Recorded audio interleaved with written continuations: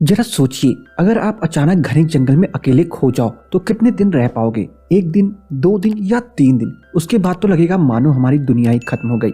ये कहानी एक ऐसे शख्स की है जो जंगल में अपने दोस्तों से बिछड़ करके 1 या 2 दिन नहीं बल्कि कई हफ्तों रहता है। कहानी की शुरुआत में हम यूसी नाम के एक इजरायली लड़के को देखते हैं जिसे घूमने का बहुत शौक होता है। इसलिए यूसी बोलिविया जाता है ताकि वो वहाँ से अमेज़न रेन फॉरेस्ट जा सके। बोलिविया में उसकी मुलाकात स्विस स्कूल टीचर मार्कस और उसके दोस्त केविन से होती है, जो कि अमेरिकन फोटोग्राफर और हाइकर होता है। तीनों साथ में इजरायली कम्युनिटी के हॉस्टल ला प्लाज में ठहरे होते हैं। यहाँ यूसी को एक लड़की भी मिलती है जिससे उसे प्यार हो जाता है। एक दिन यूसी मार्केट जाता है, वहाँ उसकी मुलाकात कार्ल नाम के एक ऑस्ट्रियन शख्स से होती है। कार्ल यूसी से पूछता है कि क्या तुम अमेरिकन हो, जिस पर यूसी नाम ही जवाब देता है। इसके बाद उन दोनों की बातचीत शुरू हो जाती है। इसी दौरान कार्ल जंगल में अज्ञात जनजाति के होने का दावा करता है जिसके बारे में कोई नहीं जानता। वो कहता है कि हम उन्हें देखने जा सकते हैं, वो मेरे दोस्त है। इसके बाद यूसी वापस हॉस्टल आकर के अपने दोनों साथियों को भी जंगल चलने के लिए बोलता है। वो कहते हैं कि आम लोग आसपास घूमकर चले जाते हैं पर हम अननोन ट्राइबल कम्युनिटी को देखने जाएंगे। पहले यूसी के दोस्त मना कर देते हैं पर यूसी के लगातार दबाव के बाद वो मान जाते हैं। अगले दिन तीनों कार्ल से एक दुकान पर मिलते हैं जहाँ वो उन्हें सफर के बारे में बताता है और हाइकिंग में जरूरत पड़ने वाली चीजें खरीदकर उन्हें बिल देने को कहता है। इसके बाद ये चारों प्लेन से जंगल के बीच उतर जाते हैं। दिन भर चलने के बाद वो रात में ठहरने के लिए एक गांव में डेरा डाल देते हैं। जब रात को सभी लोग अपने कैंप में सो रहे होते हैं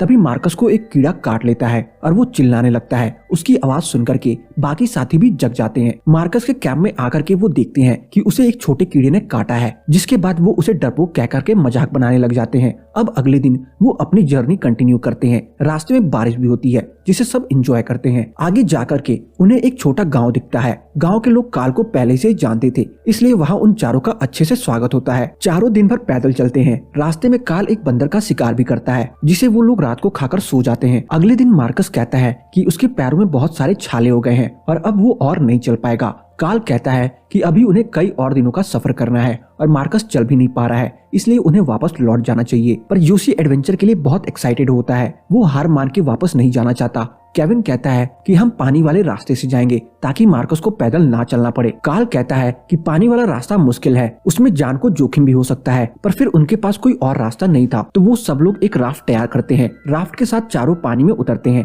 पानी का बहाव काफी तेज होता है और राफ्टिंग मुश्किल होती है, इसलिए कार्ल किनारे पर जाके रुकने के लिए कहता है, पर केविन कहता है कि हमें बहाव के साथ ही जाना चाहिए। दोनों के बीच काफी बहस होती है पर यूसी उन्हें किसी तरह रोक लेता है क्योंकि कार्ल को जंगल के बारे में ज्यादा नॉलेज थी। सब उसकी बात मान करके रुक जाते हैं और तय करते हैं कि अगले दिन सफर कंटिन्यू करेंगे। राफ्ट से उतर करके यूसी केविन से कहता है कि शायद कार्ल पानी से डरता है क्योंकि उसे तैरना नहीं आता, जो कि सच था। इसलिए अगले दिन कार्ल कहता है कि हम वापस जाएंगे। मार्कस को भी पानी का रास्ता खतरनाक लगता है, इसलिए वो भी वापस जाने को तैयार हो जाता है। पर केविन और यूसी तो पानी के रास्ते ही अपनी मंजिल तक जाने का फैसला करते हैं। अब हम देखते हैं कि उनकी टीम 2 टुकड़ों में बढ़ जाती है, जहाँ एक तरफ कार्ल और मार्कस पैदल वापस 3 दिन का सफर तय करते हैं ताकि वो वहाँ से हॉस्टल जा सकें। वहीं यूसी और केविन नदी से होकर सफर जारी रखने का फैसला करते हैं। नदी में सफर के दौरान बहाव काफी तेज हो जाता है। यूसी और केविन की नाव बह जाती है। वो किसी तरह पत्थर की आड़ लेकर के पानी में ठहरे रहने की कोशिश करते हैं। इसके बाद केविन यूसी से कहता है कि मैं किसी भी तरह किनारे पर पहुंच करके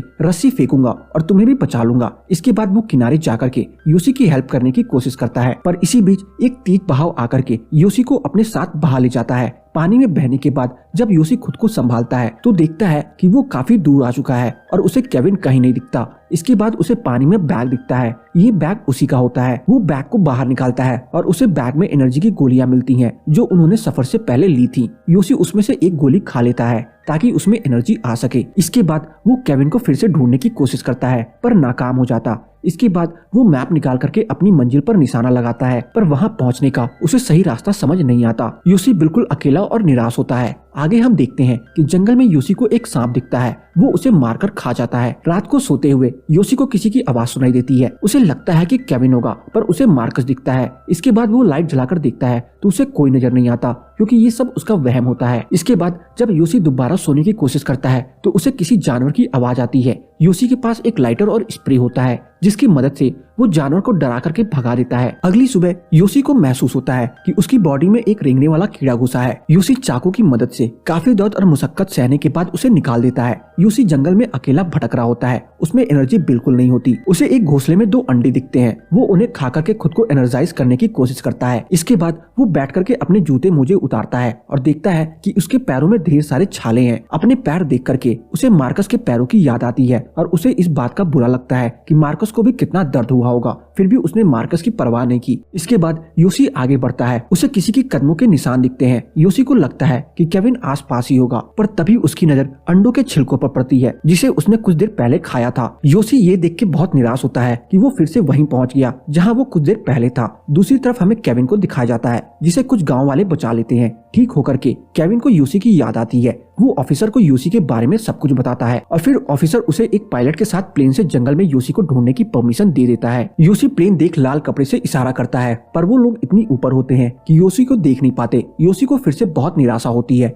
केविन पायलट से कहता है कि उन्हें बोट से यूसी को ढूंढना चाहिए। पायलट कहता है कि कई हफ्ते हो गए हैं तो यूसी मर चुका होगा, पर केविन को यकीन होता है कि यूसी जिंदा है। आगे हम देखते हैं कि यूसी एनर्जी लो होने की वजह से जमीन पे लेटा होता है। वहाँ उसे कोई दिखता है। यूसी देखता है कि वहाँ एक आदिवासी लड़की है जो यूसी से डर रही होती है। यूसी कहता है कि डरो मत, मैं रास्ता भटक गया हूँ। वो लड़की भी रास्ता भटक चुकी होती है। यूसी इतने दिनों बाद किसी इंसान को देख करके काफी एक्साइटेड फील करता है। रात को यूसी लड़की को अपने साथ सुलाता है, पर उसके तुरंत बाद वो गायब हो जाती है। इसका मतलब वहाँ कोई लड़की थी ही नहीं। यूसी को बार बार छलावा हो रहा था, उसका दिमाग अजीबोगरीब भ्रम पैदा कर रहा था। यूसी को लगता है कि वो पागल हो रहा है और शायद जिंदा लौटकर वापस नहीं जा सकता। आगे हम देखते हैं कि यूसी एक दलदल में फंस जाता है और किसी तरह पेड़ की मदद से वो खुद को बाहर निकाल पाता है। इतने दिनों जंगल में भूखे प्यासे भटकने के बाद उसमें इतनी ताकत भी नहीं बचती कि वो चल सके, इसलिए वो रेंगना शुरू कर देता है। इसके बाद उसे पेड़ पर खतरनाक चींटियां दिखती हैं, वो उन्हें अपने ऊपर डाल लेता है। शायद वो जीने की उम्मीद छोड़ चुका होता है, इसलिए मरने के लिए ऐसा करता है। उसे अपनी जिंदगी फ्लैश में दिखती है।